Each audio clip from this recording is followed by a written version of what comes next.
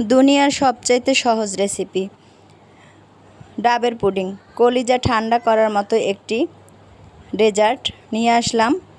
এই গরমে ঠান্ডা ঠান্ডা ডেজার্ট খেয়ে কলিজা ঠান্ডা করুন।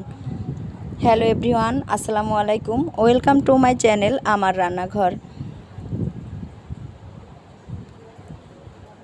প্রথমে আমি একটি ডাব থেকে পানি নিয়ে নিয়েছি এবং পানিটি ছাঁকনির মাধ্যমে ছেঁকে নিয়েছি।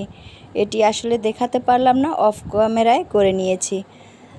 যখন পুডিংটা করব তখন ভাবলাম যে আপনাদের মাঝে একটু শেয়ার করি, তাই আমি সম্পূর্ণ ভিডিওটি করতে পারিনি। এখন একটি কড়াইয়ের ভিতরে ডাবের পানিটি দিয়ে দিলাম।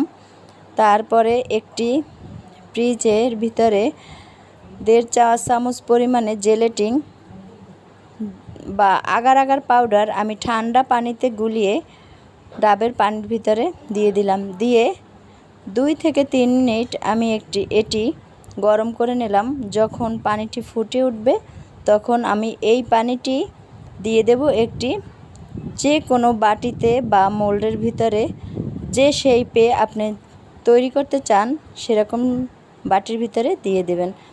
দেওয়ার পরে আমি স্লাইস করা ডাবগুলি নিয়ে নিলাম।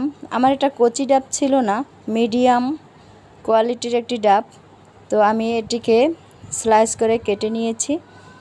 নিয়ে এটার ভিতরে দেওয়ার পরে আমি 10 থেকে 15 মিনিট ওয়েট করব। 10-15 মিনিটের মধ্যেই জমে যাবে। ঠান্ডা হওয়ার পর ফ্রিজে রাখবেন। তো 10 থেকে 15 মিনিট পর আমি এটিকে একটি ফ্রিজের ভিতরে ঢেলে নিলাম।